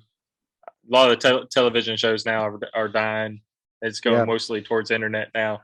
Yeah, television is dead, so to say. That's why I'm trying to. I still film a little bit TV shows, but now it's mostly just trying to focus on this. But I still do some here and there. We could think about a proper archery TV show, something. Yeah, something, produce something nice. Yeah, I want to get into it. I know my boss has been talking about that stuff, but it's like, honestly, when we get the reviews back, it's like we can reach way more people on the internet than we can anywhere else. Yeah. It's true. That's where it looks like it's going. So we look forward for the future to see a lot of more trick shots of you, see you on stage, see a TV show, and a lot of stuff coming. What would be your advice? What would be your advice for a beginner who thinks about starting, saw some archery movies or whatever, watched your videos and thought, I want to be as good as him? What's your advice for a beginner? I mean, the basic one is just practice. Practice is what they're shooting with. You can't expect to shoot still targets and be good at moving targets. Stuff like that. But I'm to the point where I'm going to stop showing off as much and try to teach people what I'm doing or what I'm going to teach more how-to videos, or maybe I'll go through and kind of show the process of doing a trick shot and figure out what things I learned. Because almost if I do something different, there's always something new or some kind of trick I did or something I changed to make it easier. And I got a lot of videos lined up. I'm going to edit some soon and then show them how to do different shots, or what makes this shot easier, or how you can go into this shot. And I'm going to go more into that soon with the YouTube and stuff like that. Like lately, I think the one I'm going to post soon is a good beginner trick shot would be this swinging pendulum shot, where you have a target swinging on a target and shoot. And then, just little tips like that. It's better to follow the target. Some people like to shoot at a spot and just hoping they get the timing right. They expect the timing, but it's not going to work. Yeah, it's not as consistent as if you were to get the speed and the following down. I just show different little tips like that. How to make things consistent. And I'm going to try to do that with every type of shot I did. Good idea. Nice. Very good. Show people how to do it. So maybe you can. Coming. Good. Yeah, maybe you can. A lot of things are coming. Very good. Looking forward. Maybe when you're doing these instructional videos, you can put out the kind of challenge. So they send you the clips they are making when trying to reproduce your lessons or so. Would be nice. I would do certainly, for sure. Yeah. When I try then one of your trick shots, I will make a video and send you. See me fail. So because I will do it with thumb release, of course. I don't shoot 3 fingers, but I need to practice 3 fingers again. Yeah, holy cow. It's definitely tougher with the horse bow and thumb draw. I don't think so. It's a matter of practice. I mean, I like to have a shelf. That's my biggest thing. Yeah, but when you see in Asian, the Turks and they all shot thumb release arrow on the right side, no arrow shelf. They shoot from the bare hand. And they were quite good with it. So I think it's simply a matter of practice. Maybe it takes a little longer to get there. I mean, I'm still more accurate when I shoot 3 fingers, I have to admit. So when I shoot not train or whatever, 3 arrows directly, 3 fingers, the grouping is like this with thumb release. I might need another round that I get the same grouping. So. Yeah. And like James said, if you're doing that trick shooting stuff professionally, you need to make it easier for you. Of course, you need to make it as easy as possible, of course. Yeah. Yes. Yeah, I was just thinking about the other day. Like I did that last talent show, and I shot 5 balloons with 5 arrows at once. And I was pinching the arrows together and make them spread. And I was like, why didn't I just have 5 different arrow rests and 5 different knocking points? I was like, I think nobody cares whether I'm squeezing the arrows or not. And luckily I got that shot first try, but it was honestly a shot that it could have took. as much as I was practicing, I could only get it in 1 out of 3 shots. But luckily, I got it done on the show. But I was like, I could just make all the arrow rests and make it, just easy for me, where I don't have to stress so much. Byron Ferguson. Once I was able to be backstage at one of his shows and so, and he had what he calls his double-barreled bow. He had originally the arrow shelf and the second arrow rest, and then I picked up this bow and looked on it, and he just put the screw into the wooden bow. This is for the second arrow rest, because that glue on arrow rest always falls down, so he just put in a screw. So typical, but it works. It works, yeah. Of course. Yeah. And it's not that you shoot thousands of arrows over it, so it needs to work for the show, and it's fine. Yeah. It's pretty cool. But here around in Europe, a bow is a kind of sacred thing. You never would put in a screw into a wooden bow, but Byron is a kind of pragmatic guy. You got to use what works. Yeah. Of course. Great. Nice. That was a nice talk, very interesting, and it was really nice to meet you, get to know you. I'm still jealous of your skills, but it's okay. Don't be jealous. It's fine, I really enjoy both of y'all videos. It was wild having Peter contact me, because I remember watching his videos too, and watching his channel. Yeah, when I was getting into live archery, I was looking up and I was like, oh, this. I think the first one I seen was he's either in Japan with the rings. Yep.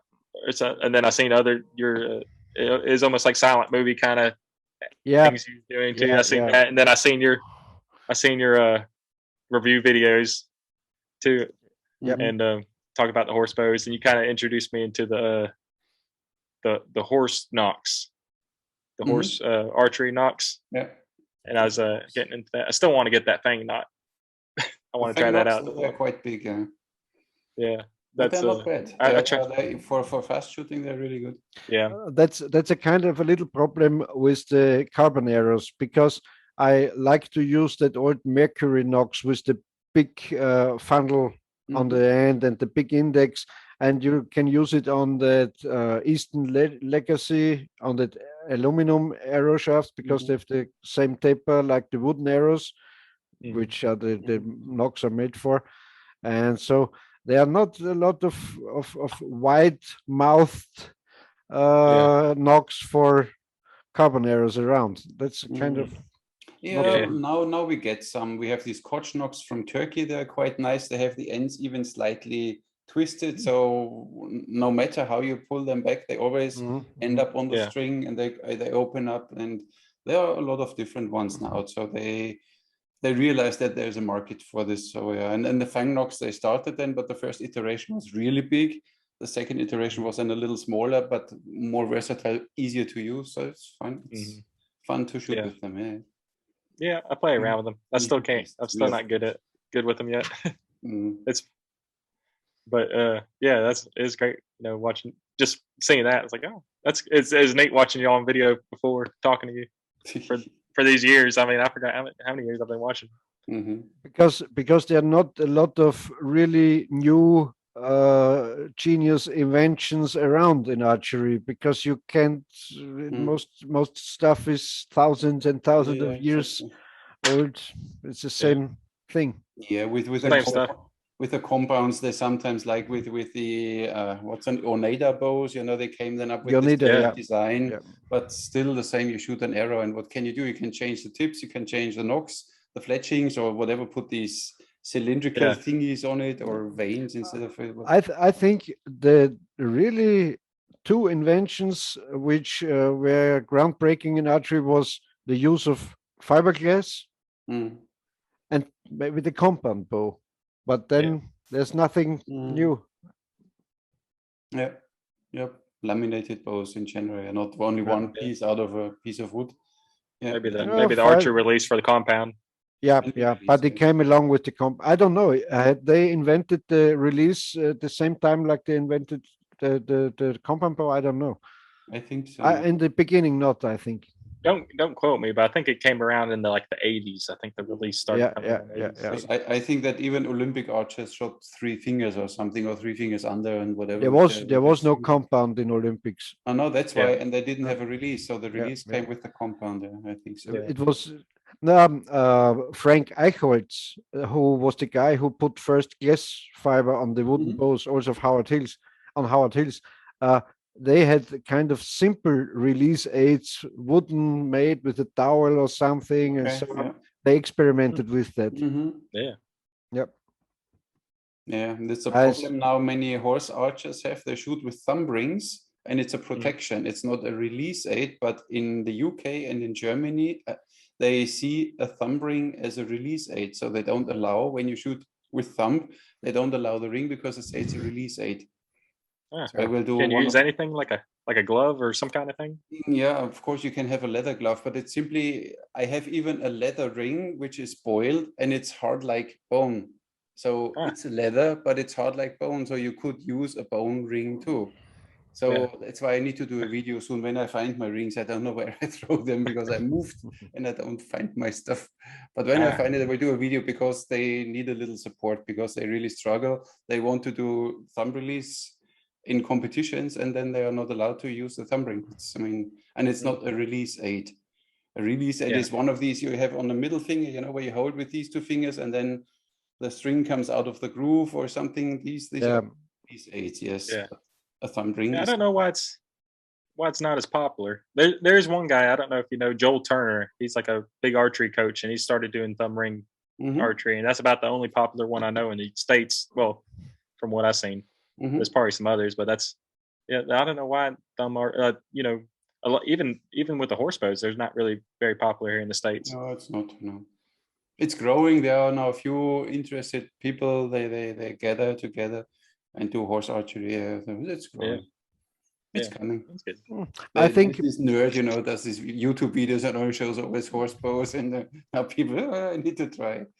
But it's really interesting. I have even archers, they write me then emails from America, I'm 75 years old and retired, and and I shot when I was 15, I started recurve, and then I had a compound, and I got bored, and 20 years ago I stopped shooting, and then I saw your videos, and look, I bought now one of these fiberglass horse bows and shoot somebody. It's so much fun, You get them starting again with something different. It's nice too. Yeah, it's great. Of course, not every old tree, you can't plant an old tree somewhere else like Pete is, of course. It's not going to work, I tried to shoot, I don't know, I think a long bow with a compound release, but that's a kind of experience. Whoa. Yeah. I got that arrow launcher that I showed the video. I got that thing hooked up to release in a string where I pulled the string and it goes through. That's quite an explosion if you release it. Yeah, and it's completely straight. You have nothing. It's because on the compound bow you have the let off, so it's not the full power on the release. But if you draw with the release a traditional bow, wow, that goes off. There's a YouTube video that just it's became really popular where he made a automatic I forgot. I think it's how stuff's made, but he made a bow that moves around, and at first he used the release, and it's hitting him in the face like that. Yeah. Same happened to me. Boom. The way he held it, he punched himself in the face every time he shot. Yeah.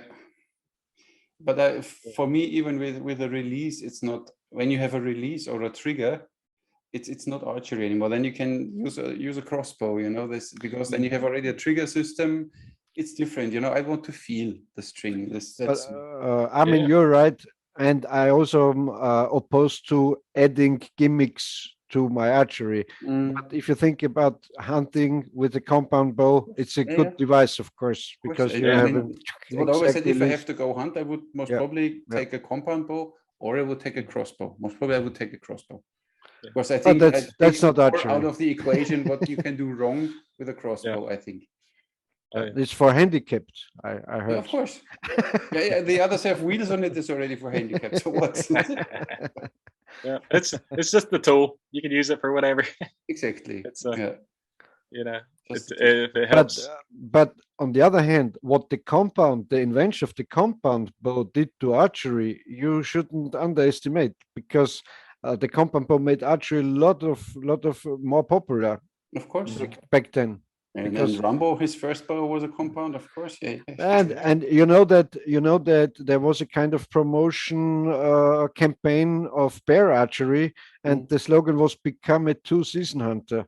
So the hunting season, bow hunting season is 1 month before the rifle hunting season. Yes. So the rifle hunter said, "Oh well, I will buy such a compound device, and I hunt 1 month more." Yeah, of course. Yeah, and that brings more people into archery. A lot of people, they'll get a crossbow, like, oh, I want to try that compound, and then they'll get tired of the compound. Hey, maybe I'll try it. Recurve or horsebow, whatever. And it kind of brings more people into the sport that way. Exactly. And it's whatever helps promoting archery is fine. Yeah. On the other hand, the more archers around, the more fools also around in archery. That's with anything. Yes, it's the same with everything. Yeah. You have 10 archers, you have 1 fool, you have 1,000 archers. Yeah, you can do the math. I'm still trying not to be a fool. You are not. You're not. I'm sure I have my foolish moments. We all have them. We all have them. Yep. But you see on the comments, you see on the comments on YouTube that most of them are, I think, not even archers or good archers. They made then these smart comments about that I do something wrong or whatever, I have the arrow on the wrong side because they watch a Robin Hood movie and there's the arrow on the inside and I shoot with the arrow on the outside. What instructor are you? You have no idea. You have the arrow on the wrong side and whatever. You know that these people don't even shoot bow and arrow. So that's why it's always. Yeah. I don't try to read them, or I'll try to. I won't ignore them. I always get the one. It's like, why are you not winning Olympics if you're doing this stuff? I was like, it's a different type of archery. It's like asking a guy that does backflips on a bicycle to do the Tour de France. Yes, same thing. Same thing. Yeah. They don't understand it. Maybe we have to deal with it. Yeah. This is when you show your face. It's always like this. When you open up, you show yourself to public. Of course, you get criticized from some people. It's normal. Oh yeah, it's just a part of it, especially with the internet. If they criticize you, you do something right, because in football they only run after the one who has the ball. So that's why it's fine. Oh yeah. So we still do something right, and they still watch the video. They still give you watch time and the click and whatever and the comment. Oh yeah, it's good for the traffic. So it's always fine. Yeah. Oh, yeah. You've been around for a while, so you started back when YouTube was really mean. They used to be really mean back in the day. It seems like they've gotten better now, but there's still some out there. Yeah, of course. Yeah, nobody knows these algorithms of YouTube. Yeah, I don't know. No. So it was nice talking, That was say. really nice. Oh yeah. It's great. Thank you very much for your time. And thank you. If you don't mind, and we do a follow-up later on, because you will do new trick shots, you prepare the show, you prepare your TV show. Yeah, we can still get always updates from what you're doing. Would be very nice. If you don't mind, if it didn't bother you too much with these 2 old grumpy guys having a talk. Oh no, I liked it. I mean, one grumpy guy and me, but you know what it is. And James, if you like, so you can use this show for your channel too. There's no problem. We publish. I publish it. You can have the whole video. You can have the whole video if you like. So you can load it up. Oh, that'd be great. Yep. Yeah, we'll do that. So let's stay connected, man. Yeah, this is good. I like it. There's no archers around me close by that shoots recurve or nothing. Yeah, everybody shoots compound, and usually during hunting season. So it's nice to be able to talk to other archers. It's a it's a great thing. People. Yeah, and it's like I can't. If I talk to my wife about archery, she just I can actually talk to you about archery. No, but it's really, with a lot of Americans, they only see bow and arrow for hunting. And then you have sometimes a discussion. But why do you even shoot a 40-pound bow? Is it because it's, that's why I made last time this poll on Facebook. What is your comfortable draw weight? And the most people shoot 40 pounds, and then 35, and more than 70 is then, only a little amount.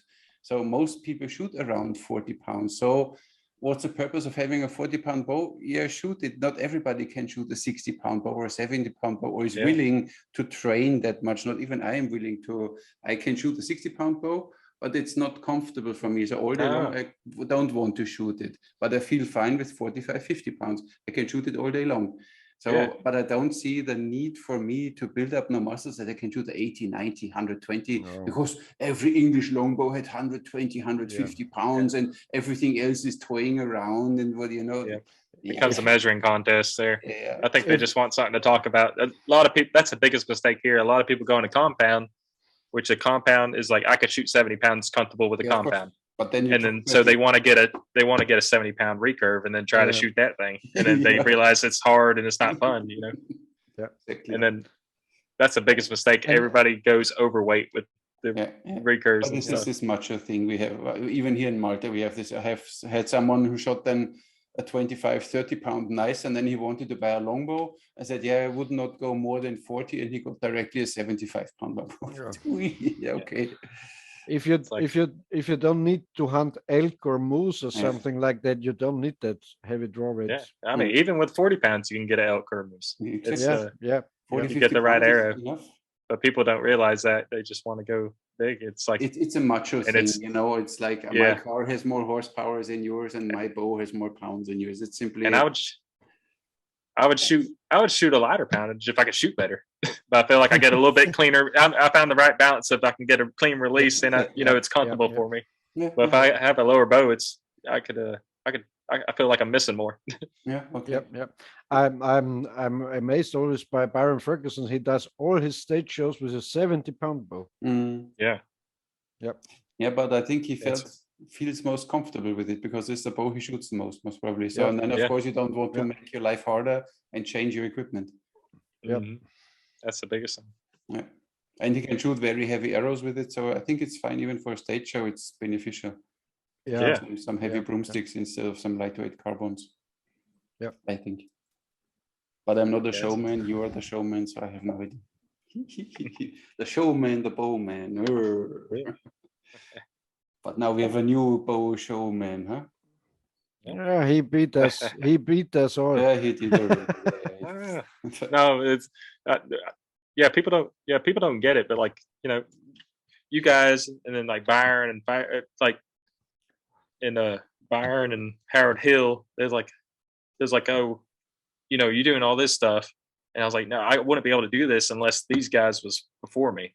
You know, it's like they laid the foundation and built it bigger. It's supposed to, things are supposed to progress better.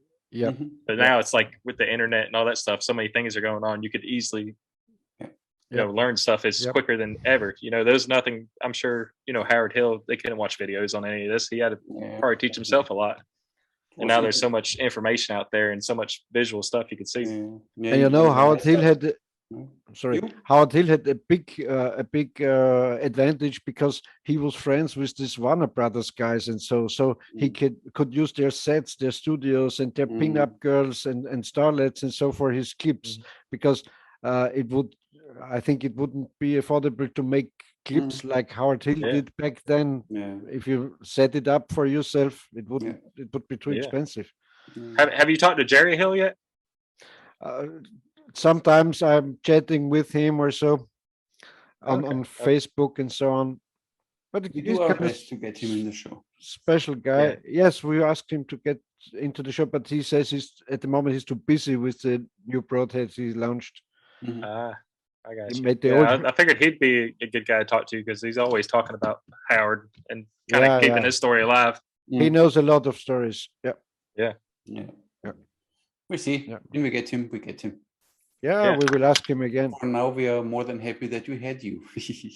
I'm glad to be on here. That's wild. I did see, because I remember when I forgot who was talking about. I was watching one video and then they mentioned your two shows, and I watched some of the clips right when it came out, and then when he asked me, I recently watched Byron's, and that was pretty neat. I'm glad he's out there doing it still. Great. So we simply stay in contact. We stay in touch. And we. If you want, we invite you again in a few weeks down the road. Oh, perfect. Yeah, I'm happy to come on. I would be happy. And then you do a little research with all your arrowheads, and then you can show us a little of all your findings and tell us a little more about these stuff. Maybe. Interesting. Very interesting. So best greetings to Georgia and to your family, and have a nice day. Thank you. You too. And it was great talking to you all. Thank you. Armin, is that how you pronounce it? So now out to the people, we put the link to your YouTube channel, your Facebook in the description. So check him out, show him some love, and the link to Peter, and and like and subscribe and thumbs up. And if you don't like, put thumbs down twice and whatever, all the magic tricks, and then everything is fine and we will be happy. And if you have some questions, write them in the comment section below. And now I'm done. Good. Yeah. And if you never have seen James' videos on YouTube, you don't know what you're missing, because he's the new trick archer around. He beats them all. Yeah. Great work you're doing. Definitely. Well, thank you. Okay. I appreciate Thank you very much. Then we're signing out. Thank you very much. See you next time. James, it was a pleasure. Bye bye, folks. Pleasure. Thank you very much. Ciao, ciao. Bye.